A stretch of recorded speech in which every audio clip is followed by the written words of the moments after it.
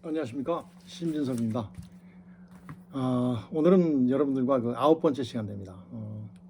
북한의 사회심리 특성에 대해서 말씀드린다고 말씀만 계속 드렸었는데, 그때 연평도의 우리 공무원 그 사건과 연평도 공무원 사건과 북한 정권 창설 기념일 10월 10일 행사에 대해서 먼저 말씀을 드리느라고 이제 북한의 사회심리 특성에 대해서 말씀을 못 드렸어요. 그래서 오늘은 북한의 사회심리가 무엇인가를 간단하게 전부 다 여러분들께 말씀을 드리도록 하겠습니다. 자, 사회심리가 뭐죠? 그 사회에 널리 퍼져 있는 그 분위기 같은 분위기, 그리고 어떤 그 원칙 같은 이런 것들이 있어요. 사회심리, 즉 사회화되는 과정은 뭐냐면 어린아이서부터 어른들까지 쫙 자라면서 커가면서 뭐가 있는 거죠? 그 사회 윤리, 도덕, 거기에 맞춰 법에 규정에 맞춰지는 이런 것들이 전부 사회화인데, 이제 거기서 나타나는 심리가 바로 사회심리예요. 사회심리.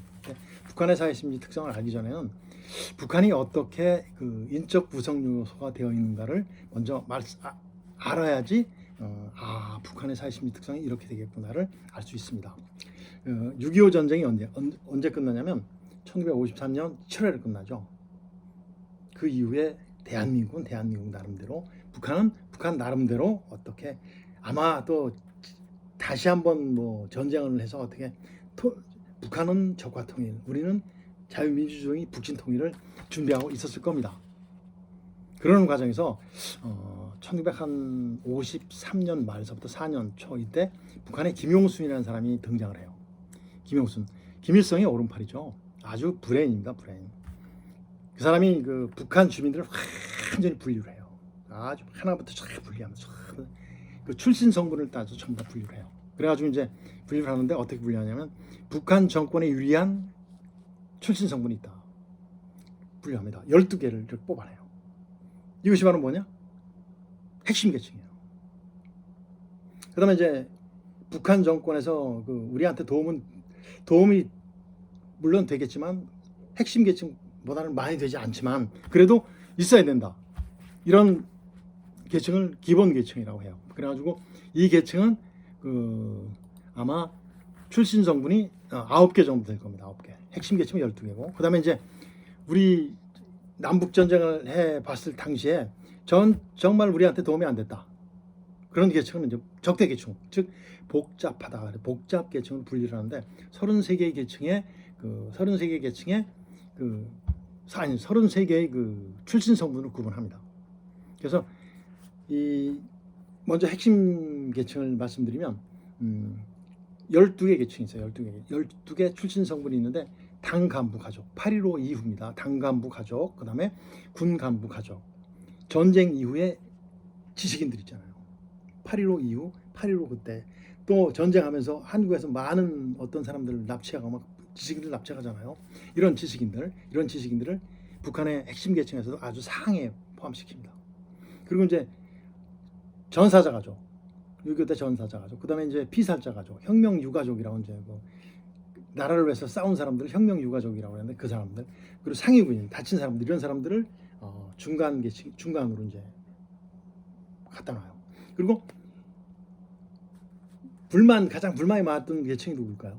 그 분홍에서 머슴을 하고 또 노동을 하고 했던, 그 다음에 빈농, 가난한 농가 사람들, 이런 사람들도 그 전번 자기 주인 세대한테 불만이 많을 거 아닙니까? 그 사람들 데려옵니다. 그 사람들을 핵심 계층에 포함시키면서 이제 대개 그 사람들은 브레인이 아니까 밑에 속하겠죠. 이렇게 이제 분류를 해요. 그러면 이 사람들 사회심리 특성은 어떨까요? 그 사람들은 지위 유지하기 위해서 굉장히 노력합니다. 지위 유지하기 위해서. 지금도 북한 정권 보면 그게 계속 유지되잖아요. 그 최영애 보십시오. 아버지가 누구예요? 김일성이하고 뭐 같이 북한을 창건했던 그런 사람들, 아직 그 세대들 그냥 있잖아요. 그다음에 이제 그 조선시대 때 보면 그 양반들이 거드름 피잖아요. 우리나라하고 남북 관계를 쫙 할 때 보면 대표들이 나오는데 보면 어때요? 그 사람들 몸에서 풍기는 거만함 같은 것이 그냥 느껴지죠. 그런 것이 말하면 특권 의식들이 그대로 있어요. 그리고 굉장히 자만하죠. 자만적인 우월주의가 팽배해 있는 것이 바로 이제 이제 핵심 계층에서도 이제 상부 계층들이라고 보면 됩니다. 그런 식으로 돼 있고, 중층은 어떻겠어요? 중층은 상부 지위가 좀 올라왔으면 좋겠다는 그런 욕구도 있겠죠. 이런 것들이 있을 겁니다. 그래서 이 핵심 계층의 북한에서 누리는 특징은 뭐냐면 당, 정, 군 여기에서 전부 다 저기예요. 주도 당정군을 다 장악을 하고 있습니다. 이 핵심 계층들이. 이거 바로 이제 핵심 계층의 사회적인 심리죠. 예. 그다음에 이제 어떻게 되냐면 기본 계층은 몇 개 성분이라고 했죠. 출생은 9개. 누구냐면 수공업인들. 난 만들고 뭐 이런 손으로 만드는 공업인들. 그다음에 이제 공업인들 만드는 중산 공업인들. 그다음에 이제 접객업죠. 여관하고 뭐 이제 그런 사람들. 상인 잘 살면 안 됩니다. 좀 못 사는 그런 사람들을 저기로 이제 하는 거죠. 기본 계층으로 하고, 그다음에 이제 중농자, 농사를 그래도 꽤 많이 졌던 사람들, 그다음에 월남자 가족, 8.15 이전에 월남했던 사람들, 그런 가족들은 기본 계층으로 봤어요. 그렇게 해서 이 사람들은 어떻겠습니까? 그 사람들 사회심리 특성은 어때요? 우리도 빨리 핵심 계층으로 들어왔으면 좋겠다는 생각이 있을까 없을까요? 있겠죠. 조선시대 때 보면 중인들이 양반이 되고자 무지하게 노력을 하셨습니까? 극히 일부겠지만 그렇습니다. 이 사람들은 그런 특성들을 가지고 있죠. 이 사람들이 누리는 특전이 뭘까요? 하급 지방 간부 같은 걸 하급 지방 간부, 그다음에 군복무도 해요. 군복무 전방으로 올까요? 우리나라 말하면 전방이라고 하는데 북한에서는 전연이라고 해요. 전연. 어디로 올까요? 전연에 못 옵니다. 자, 여기서 다른 거 하나. 한국 사람들은 군에 왜 가죠? 의무니까 가는 거예요. 북한 사람들은 군에 가는 거 좋아요, 안 좋아요? 되게 좋아요. 왜 좋아할까요? 노동당원이 될 수 있다. 30%가 될 수 있으니까. 특히 어디 전연 지역이니까. 그건 핵심 계층의 자녀들이니까. 우리나라랑 틀리죠. 바로 그렇습니다. 그 다음에 이제 이 사람들은 또 지휘상경 욕구가 있고 막 그런데 이제 잘 안 되는 거니까 군복무도 하는데 어디다? 후방 지역입니다. 후방 지역에. 후방 지역에서 이제 군복무를 해요. 북한은 군이 많아요, 민간인이 많아요? 군이 굉장히 많죠. 여기 이제 바로 기본 계층의 특성이고, 그 다음에 이제 좀 전에 말씀드렸던 복잡 계층이 있어요. 복잡 계층. 출신 성분이 약 30개 정도 됩니다. 그러니까 51개 출신 성분을 나눠서 전부 다 핵심, 기본, 복잡으로 나누는데, 부유했던 농가, 그 다음에 지주, 월남했던 가족, 8.15 이후에 이제 월남해요. 전해안 이후. 그 다음에 반공 관료, 모든 것들, 투옥자, 이런 사람들이 전부 다 여기 포함돼요. 이 사람들은 사회심리 특성은 어떨까요? 자포자기죠, 자포자기. 그리고 옛날만 생각하는 거예요, 옛날만. 이런 욕구밖에 없을 겁니다. 그 다음에 이 사람들은 특권이 있을까 없을까요? 없죠. 의무감밖에 없어요, 의무. 그래서 대개 보면 중노동에 종사하고 가사노동 통제 대상이 되죠. 이 사람들의 욕구는 대개 보면 강한 생존 욕구가 있어요. 빨리 통일됐으면 좋겠다, 이런 거. 자폐적인 그런 의식들이 많이 있습니다. 그래서 이런 기본적인 북한의 계층을 전부 다 알고 나면 북한의 사회 심리가 나타날까 안 나타날까요? 이제 제가 말씀드리면 그렇구나 나옵니다. 자, 북한은 통제돼 있어, 안 돼 있어요? 극도로 통제돼 있잖아요. 극도로 통제된 사회에 획일적 집단주의적 사고방식이 있다 없다? 있어요. 우리는 작은 목소리에도 기울여줍니다. 대한민국은. 다수가 소수를 찍어 누를 수는 있어도 함부로 못해요. 그렇지 않습니까? 근데 북한 아니에요. 집단주의적 사고가 있어요. 당이 결정하면 따른다? 어떻게 따라요? 무조건 따른다 라는 그런 것이 있어요. 이런 것들이 바로 획일적인 사고방식이죠. 그리고 이제 핵심, 기본, 복잡계층의 그 특성의 자의식이 반영된 어떻겠습니까? 무사안일주의 나오겠어요? 안 나오겠어요? 핵심 계층 특히 무사안일주의가 나오겠죠. 그러다 보니까 뭐가 나와요? 대부분 기회주의적이고 이기심이 팽배해 있어요. 기회주의죠. 굉장히 독재 국가일수록, 못 사는 국가일수록 굉장히 기회주의예요. 상납한다고 그러죠. 그 사람들은 북한 사람들 상납이 아니고 뭐를 고인다고 그래. 고인다. 그런 것들이 한국보다 훨씬 심해요. 그래서 빨리 좀 통일이 됐으면 좋겠습니다. 그래서 많은 한 2천만 우리 동포들 정말 인권이 유린되지 않은 인본주의적인 그런 모습을 맛을 보게 했으면 참 좋겠습니다. 그렇죠. 그다음에 이제 뭐 있냐면 북한 사람들은 말 잘합니까 못합니까? 잘한다고요? 못해요. 자, 우리 남자분들 군대 가면 뭐 가르칩니까? 군인 정신에 군인의 길 뭐 무슨 게 막 외우라고 그랬잖아요. 외워야 돼, 안 외워야 돼요? 막 어거지로 외웁니다. 그럼 이제 점호 시간을 딱 돌아가지고 탁 물으면 군의 길 막 이러고 그러잖아요. 그러고 나서 그거면 끝이잖아요. 북한 사람들 대부분 보면 그런 것만 해요. 뭐 앞에서 말하는 그 연습했던 그런 항상 했던 그런 말은 잘하는데 그 다음부터는 몰라요.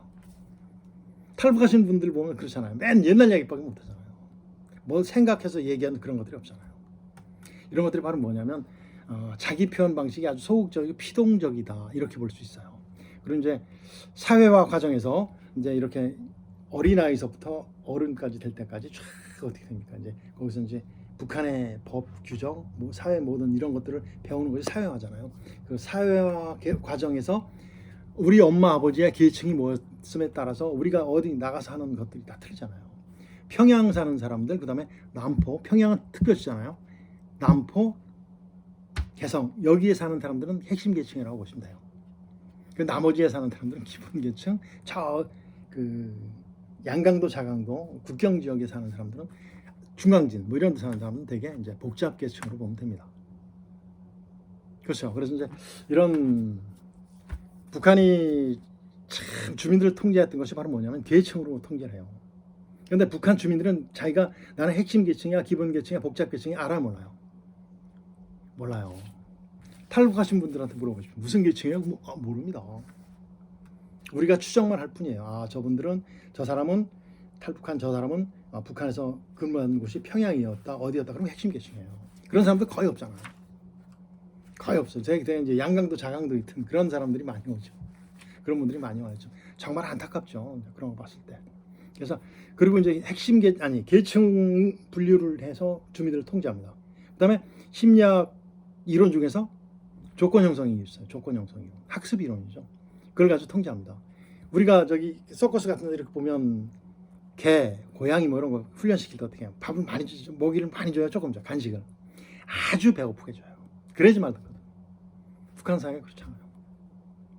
그리고 이제 심리학 이론 중에 동조 이론이라고 있어요. 동조 이론. 동조 이론 가지고서 통제합니다. 한 사람이 막 얘기하면 맞습니다. 이렇게 따라서 하는 이런 이론 가지고 통제를 해요.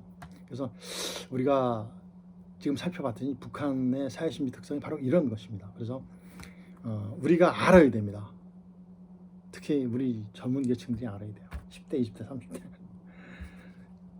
어때요? 남북 통일되면 왜 북한 출신들은 저렇게밖에 못하지라는 생각이 하면 안 돼요.